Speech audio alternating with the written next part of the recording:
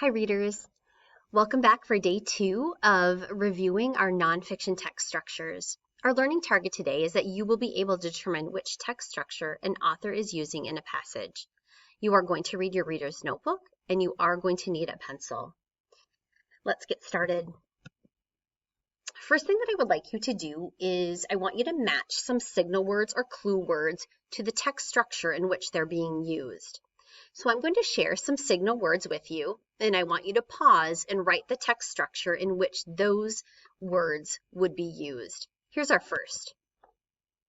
However, on the other hand, similarly, like, unlike. Pause. Which text structure would those words be used? Absolutely. Compare, contrast. How are things alike? How are they different? Next one.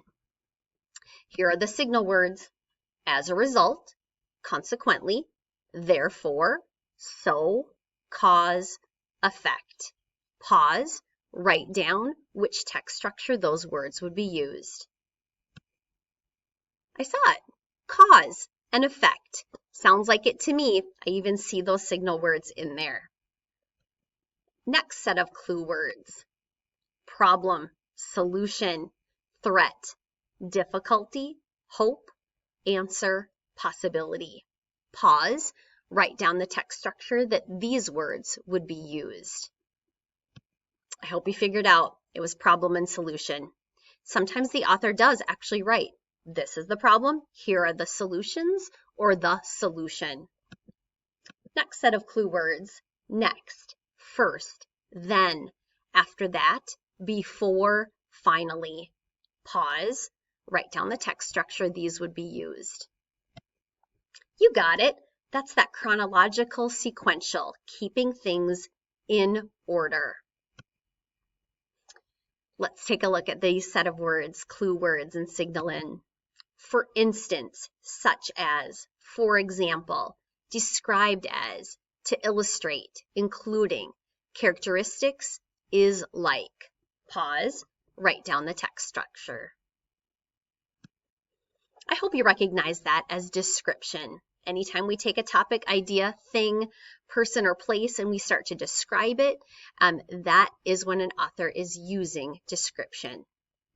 Well done. Now it's really about practice, fourth graders. What I'm going to ask you to do is really use all of your knowledge to read a text and determine which text structure is being used. So on the next few slides, you will read some paragraphs about the Great Chicago Fire. So here's what needs to happen. If you are going to do this and practice it the right way, when the paragraph appears, you need to pause the video, read the entire paragraph, and then after that, determine which text structure is being used, and go ahead and write that text structure in your notebook. Okay, again, pause, read, write the text structure, then you may come back to the video and see which text structure is being used.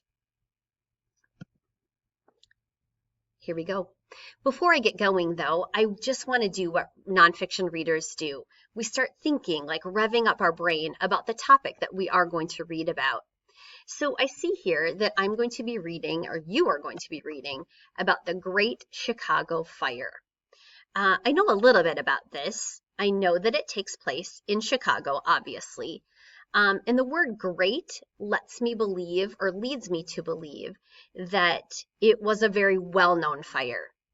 That either it was really enormous in its size or how long it lasted. So as I read, I'm expecting to find out maybe the timeline of how it began to how it ended. I might even know the cause about why it began or why it started.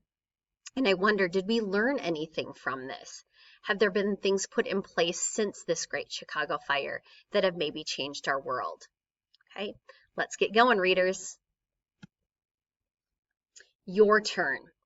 Pause. Read the entire paragraph and determine which text structure is being used. All right, Readers, hopefully you discovered or you thought that this was chronological order. Highlighted or made these time order words a different color. First, at around 8:30 p.m., by 9:30 p.m., in another 3 hours, another day. Notice how this paragraph shows events happening in time order. Next one. Pause, read the entire paragraph, determine which text structure is being used.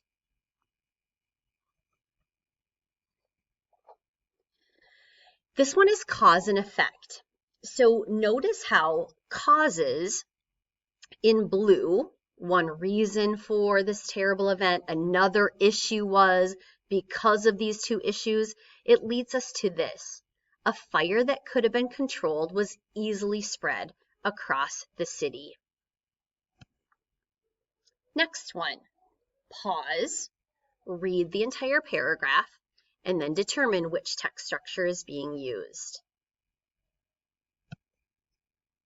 This one, hopefully you caught that this was a problem and solution text structure. The problem here is identified in that lighter yellow. Providing all of these people with food, clean water, and shelter was a huge task. It's a big job. Solution, in kind of this purple. Luckily, the city quickly formed a relief and aid society. Problem, and the solution was identified. Let's try the next one. Pause, read the entire paragraph, determine which text structure. Hopefully you discovered this as a compare and contrast. And hopefully I know that you saw the words before and before and before and after. So that I know might lead some of you to believe like, oh, this is sequential because that's one of those signal words. You really had to read the entire paragraph and notice how this paragraph is comparing Chicago before the fire to Chicago after the fire. So that happens sometimes when we're reading a text structure and we think we've got it because all we're thinking about is signal words, when really we need to take a look at signal words and what is being presented and say like, oh yeah, this is exactly what's being compared. Before the fire, before the fire, before, after the fire, after the fire, after the fire. You've got it. One more paragraph. Pause. Read the entire paragraph, determine which text structure. This one, fourth graders, is description.